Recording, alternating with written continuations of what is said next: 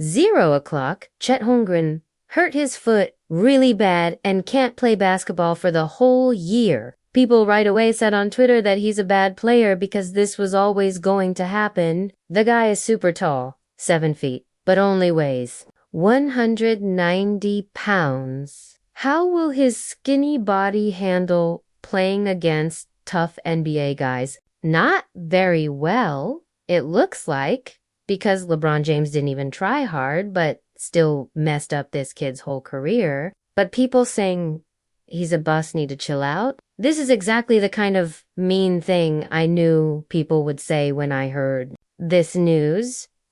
People love to be mean to players when they're hurt and say, I knew this would happen, but you really don't know. Lots of big, tall players missed their first year and still became great. Joel Embiid, Ben Simmons, Eve LaMarcus Aldridge had problems early on, but became an all-star 7 times. But those haters do make a good point. This is really bad news when you think about other tall players who got hurt in their feet before.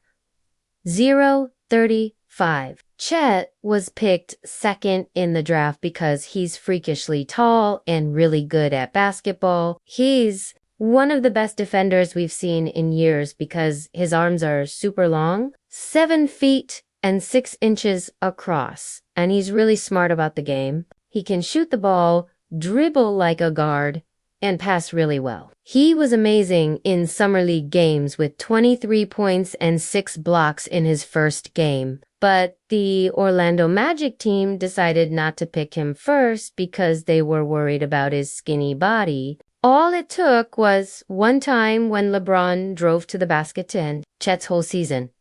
113 Ralph Sampson and Greg Oden are 2 famous, really tall players whose careers got ruined by injuries, but those were knee injuries. I found something really interesting about Chet when I was looking this up. A doctor who works for the Houston Rockets team named William McGarvey saw one of the best big players fall apart. Yao Ming was as good as anyone and could have been one of the greatest ever, but he hurt his foot when he was in his prime. Bill Walton was another old school player whose injuries started in his feet, 7'4".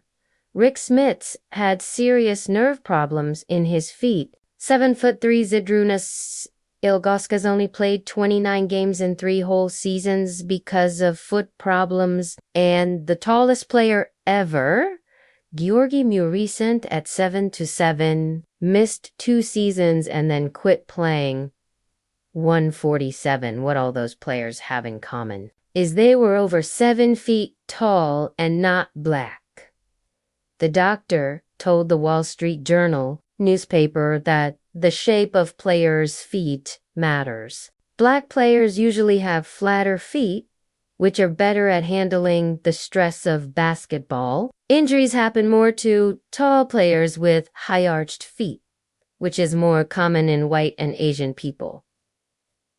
I had no idea about this, but maybe the Magic knew this all along and decided Chet was too risky to pick. I know lots of people will say this injury could have happened to anyone, but the Magic looked pretty smart for picking Paolo instead.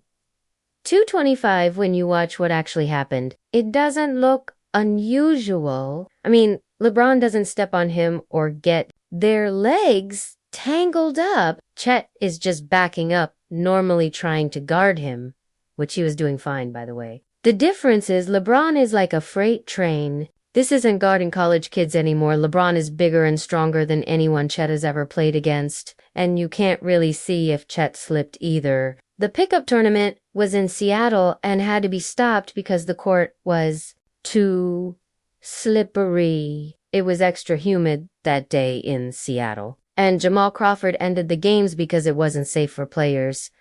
259. OKC Thunder fans will say it was just a weird accident and that he slipped, but you can't see that in the video. They'll also ask why was he even playing? It's dumb for these players to risk getting hurt in some random summer game. Well, you can actually thank Michael Jordan for this injury. When MJ got drafted in 1984, he wanted to play basketball anywhere. And anytime he wanted, so he made the Bulls put a love of the game rule in his contract. Now, that rule is used for almost every single player in the league. 333. There's a list of things players can and can't do. I'm not going to read them all. You can see them on the screen. It's a ton of stuff.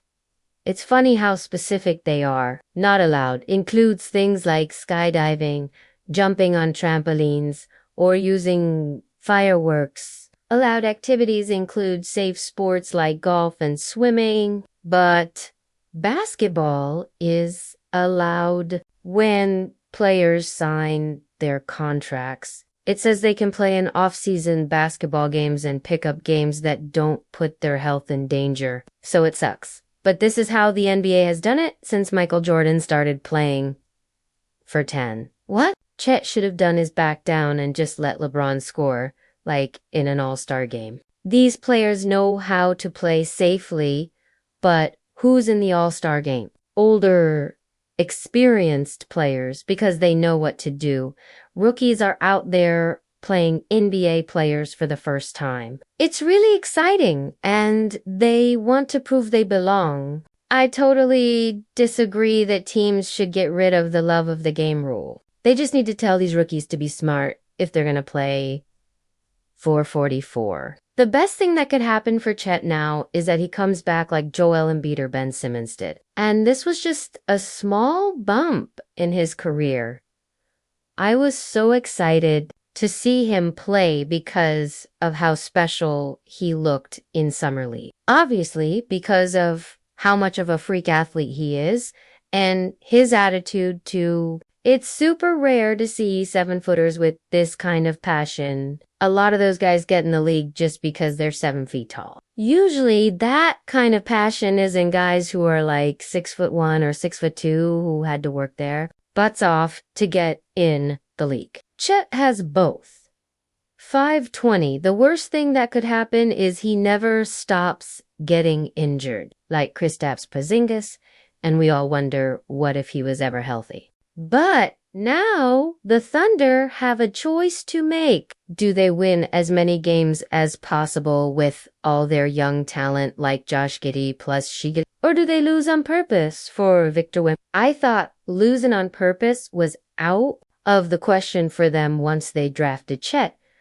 It was finally time to try for the playoffs, but imagine how good they would be with a future Big Four of Chet, Giddey, and Wembanyama 553. I know in the NBA draft these days, it's tough to lose on purpose and just get the number 1 pick. But maybe this is what all the Thunder draft picks are going to be used for. What if they are the number 2 or number 3 pick and don't get number 1, but they trade everything they have to move up to number 1? Well, that's fun to think about, but how much longer is SGA going to put up with this? He is one of the best young guards in the league and is wasting his career on a terrible team. I'm not saying he should demand a trade, but we have to start wondering.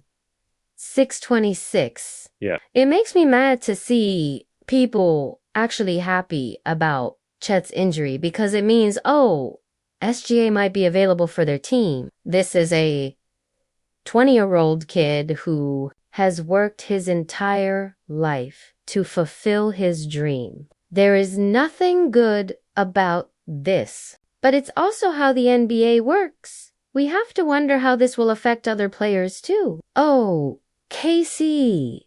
Thunder fans hate people bringing up that Chet might be a bust or SGA might demand a trade. But these things have to be talked about. We can't pretend like none of these things could happen. I hope the best thing happens, but there's no doubt this is a huge injury before the season even starts.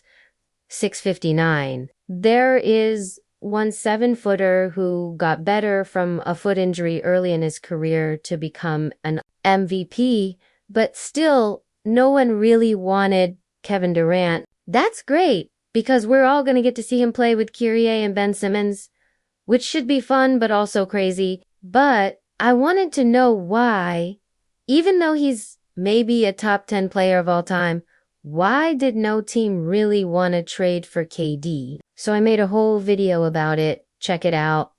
7:35